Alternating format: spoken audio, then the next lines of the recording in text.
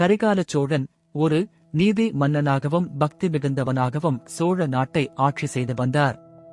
தனது நாட்டில் நிலம் பசுமையாக இருக்கவும் மக்கள் நன்றாக வாழவும் அவர் பல திட்டங்களை நடைமுறைப்படுத்தினார். ஆனால் ஒரு வருடம் நாட்டில் கடும் வறட்சி ஏற்பட்டது. மக்களும் கால்நடைகளும் மிகவும் துன்புற்றனர்.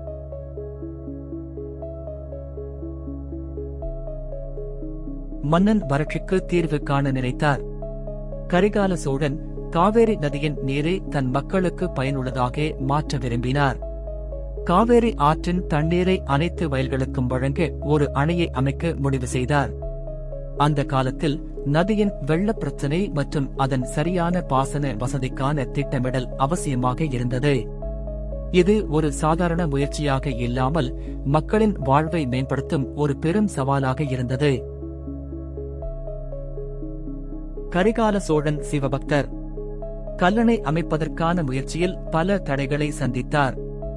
நதியின் அலைகள், கரைகளின் பலவீனங்கள், பருவமழை போன்ற இயற்கை அசௌகரியங்கள் அவரை அதிகமாக சிரமப்படுத்தின. மன்னனின் ஆலோசனைக்கு எதிராக சில சமூகங்கள் இதற்கு இடையூறு செய்தன. இது இயற்கைக்கு மாறானது. காவேரியின் தண்ணீருக்கு யாரும் தடுப்பணை போட முடியாது என்று அவர்கள் வாதிட்டனர். மன்னன் மிகவும் துயரமடைந்தார்.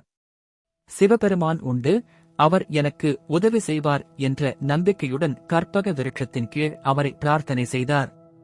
ஒரு தெய்வீக துறவியாக சிவபெருமான் உருவெடுத்து கரிகாலனிடம் வந்து, மன்னா, உன் பக்தியும் நம்பிக்கையும் உண்மையானது.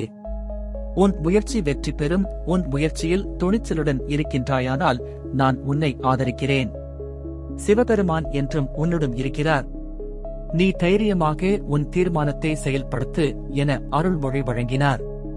மேலும் கல்லணையின் கட்டமைப்பு எப்படி இருக்க வேண்டும், இயற்கையின் சக்திகளை சமாளிக்க தேவையான பொறியியல் உத்திகள் போன்றவற்றை நுட்பமாக விளக்கினார். சிவபெருமானின் வழிகாட்டுதலின்படி கரிகால சோழன் தன் உழைப்பாளர்களுடன் தீவிரமாக பணியாற்றினார்.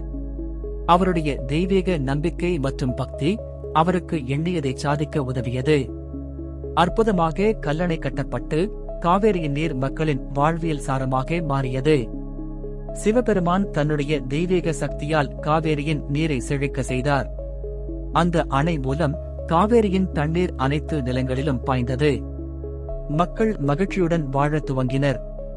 மன்னன் சிவபெருமானுக்கு தனது நன்றி கூறி அரண்மனையில் சிவபெருமானுக்காக ஒரு கோயிலை கட்டினார். இறைவன் தைரியமும் தர்மமும் கொண்டவர்களை சோதித்து அவர்களுக்கு அருள் புரிகிறார். பக்தியும் நேர்மையும் இருக்கும் இடத்தில் எப்போதும் வெற்றி நிறைந்திருக்கும்.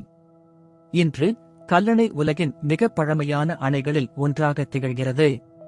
இது நம் முன்னோர்கள் தெய்வீக சக்தியையும் அறிவியலையும் இணைத்தமைக்கு சிறந்த சான்றாக உள்ளது.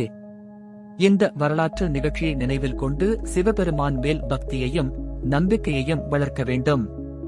இதுபோன்ற மேலும் பல தெய்வீக கதைகளுக்கு சப்ஸ்கிரைப் செய்ய மறக்காதீர்கள். இந்த காணொளியை பிடித்திருந்தால் லைக் செய்யவும், மற்றவர்களுடன் பகிரவும்.